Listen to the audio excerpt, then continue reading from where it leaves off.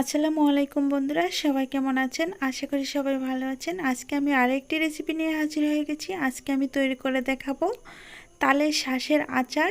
আর এই আচারটা দেখতে যেমন সুন্দর, খেতে কিন্তু অসম্ভব মজার। আমি ভিডিওটি দেখার শুরুতে আমার ভাই আপুদের কাছে একটা রিকোয়েস্ট করে বলছি, যদি রেসিপিটি ভালো লেগে থাকে তাহলে একটি লাইক দিয়ে সম্পূর্ণ ভিডিওটি দেখার চেষ্টা করবেন। আর সম্পূর্ণ ভিডিও দেখার পর ভালো লাগলে চ্যানেলটি সাবস্ক্রাইব করে দিয়ে পাশে থাকার চেষ্টা করবেন।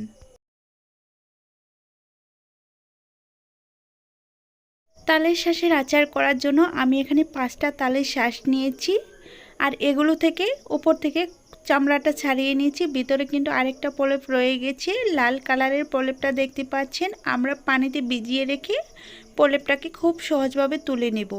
আর এটা পানিতে ভিজিয়ে তুললে খুব সহজেই উঠে যায়। আর আপনারা দেখেন আমি কিভাবে তুলে নিচ্ছি, খুব সহজে কিন্তু উঠে যাবে। হাতের নখ দিয়ে উল্টাভাবে একটু ঘষে ঘষে তুলতে হবে, এতে করে সুন্দরভাবে উঠে যাবে। আমি এইভাবে সম্পূর্ণ খোসায় তুলে নিব। দেখেন খুব সহজে কিন্তু উঠে যাচ্ছে।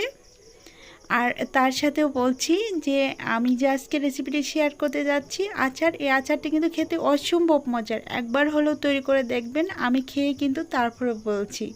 আর এই তালের শাঁসের আচারটা আপনারা মাস জুড়ে সংরক্ষণ করে রাখতে পারেন, এতে করে সারা বছর খাওয়া যাবে।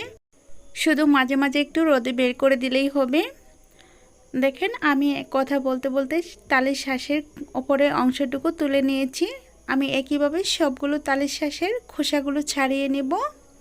তো ছাড়িয়ে নেওয়া হয়ে গেলে আমি একটা ছুরির সাহায্যে সুন্দরভাবে পিস পিস করে কেটে নেব। তো তার আগে দেখাই সবগুলো ছোলার পর কেমন হয়েছে। দেখেন একদম সাদা ফোক ফোকে একটা কালার এসেছে।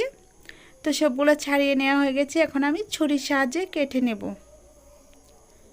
দেখেন খুব সহজেই কাটা যাবে। আর এগুলো এখন অনেকটাই নরম আছে।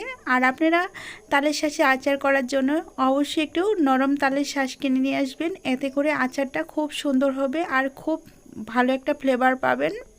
তো আমি একইভাবে সবগুলো তালের শাঁস পিস পিস করে কেটে নিচ্ছি। আপনারা অন্য যে কোনোভাবে কাটতে পারেন, তো আমি এভাবে কেটে নিচ্ছি। তো সবগুলো একইভাবে কেটে নিয়ে তারপর একটা বলে উঠিয়ে নিয়েছি। দেখেন সবগুলো কত সুন্দরভাবে কেটে নিয়েছি। এখন আমি তারপর তালের আচার করার জন্য এখানে আমি নিয়েছি কিছুটা তেঁতুল টক। আপনারা চাইলে যে কোনো টক অ্যাড করে দিতে পারেন, আমি তেঁতুলের টকটাই দিয়ে দিচ্ছি। এখন আমি তেঁতুলের টকটা গোলানোর জন্য আমি নর্মাল পানি দিয়ে দিচ্ছি। পানি দেওয়ার পর এটা হাত দিয়ে চটকিয়ে নিব, চটকিয়ে পিউরিটা বের করে নিব। তো তারপর বিচিগুলো ফেলে দিব, সবগুলা বিচি ফেলে তারপর দেখাচ্ছি কেমন হয়েছে। দেখেন আমি সবগুলা বিচি উঠিয়ে নিয়েছি, এটা একটা সাইড করে রেখে এখন আমি চুলায় চলে যাব। চুলায় একটা কড়াই বসিয়ে দিয়েছি, তারপরে নিয়ে নিচ্ছি তালের শাঁস আর দিয়ে দিচ্ছি স্বাদ মতো চিনি। চিনিটা দেওয়া হয়ে গেলে এখানে দিয়ে দিব পানি। পানিটা দিয়ে তারপর আমি অ্যাড করে দিব লবণ, কারণ লবণটা অবশ্যই দিতে হবে, কারণ এখানে আমরা জাল মিষ্টি টক আচার বানিয়ে নিব, তার জন্য কিন্তু লবণটা অবশ্যই দেওয়ার প্রয়োজন। আমি এটা নেড়ে চেড়ে মিশিয়ে এখন অ্যাড করে দিচ্ছি লবণ। লবণটা দেওয়ার পর আমি 10 মিনিটের জন্য ঢেকে ভালো করে সিদ্ধ করে নেব। যেহেতু তালের শাঁসটা একেবারেই নরম না, তার জন্য আমাদের এটা সিদ্ধ করে নিতে হবে। 10 মিনিট সিদ্ধ করার পর তারপর ফিরে এসে দেখাচ্ছি। তো 10 মিনিট পর আমি খুলে দেখাচ্ছি কেমন হয়েছে, একটু দেখে নিলেই বুঝতে পারবেন। পানিটা অনেকটা টেনে গেছে। এখন আমি আরেকটু নেড়ে চেড়ে তারপর দেখিয়ে দিচ্ছি কতটুকু টেনে গেছি। আমি আরেকটু পানিটা শুকিয়ে নিব, তার জন্য আরও 2 মিনিট রান্না করে নিব ডেকে রেখে। 2 মিনিট পর ফিরে এসে দেখাবো কেমন হয়েছে। তো 2 মিনিট হয়ে গেছে রান্না করা। এখন আমি এখানে অ্যাড করে দিব তেঁতুলের পিউরি অ্যাড করার পর এটাকে আমি তালের শাঁসের সাথে ভালোভাবে নেড়ে চেড়ে মিশিয়ে নেব। তো দেখেন আমি নেড়ে চেড়ে মিশিয়ে নিচ্ছি, এখন সুন্দর একটা কালার চলে এসেছে। এখন আমি অ্যাড করে দিব মশলা। প্রথমে দিয়ে দিব চিলি ফ্লেক্স।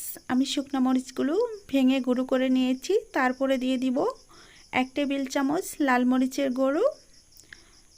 গুঁড়োটা দেওয়া হয়ে গেলে দিয়ে দিব স্পেশাল একটা মশলা, এটা হচ্ছে 5 ফোড়ন মশলা। এখানে সব ধরনের মশলা আছে, সেটা আমি ভেজে গুঁড়ো করে নিয়েছি, সেই মশলাটাই দিয়ে দিচ্ছি। দিয়ে তারপর দিয়ে দিচ্ছি 2 টেবিল চামচ ভিনেগার। ভিনেগারটা অবশ্যই দিতে হবে, এতে করে আচার অনেক দিন ঘরে রাখতে পারবেন, নষ্ট হওয়ার কোনো ভয় থাকবে না। তারপর আমি সবগুলো দিয়ে ভালোভাবে নেড়ে চেড়ে আরও 3 থেকে 4 মিনিটের জন্য রান্না করে নেব। রান্না করা হয়ে গেলে আমি নামিয়ে সার্ভ করে দেখাবো। দেখেন রান্না করা হয়ে গেছে আর ঘনত্বটা কেমন হয়েছে দেখে নিশ্চয়ই বুঝতে পারছেন। এখন আমি একটু নামিয়ে তারপর সার্ভ করে দেখাচ্ছি আচারটা কেমন হয়েছে। তো দেখেন আচারটা কতটা সুন্দর হয়েছে।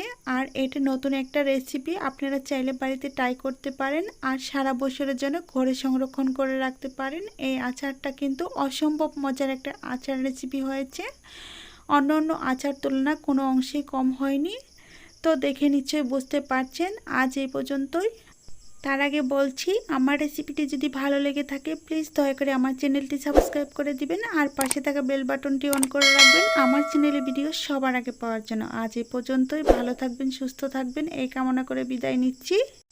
খোদা হাফেজ।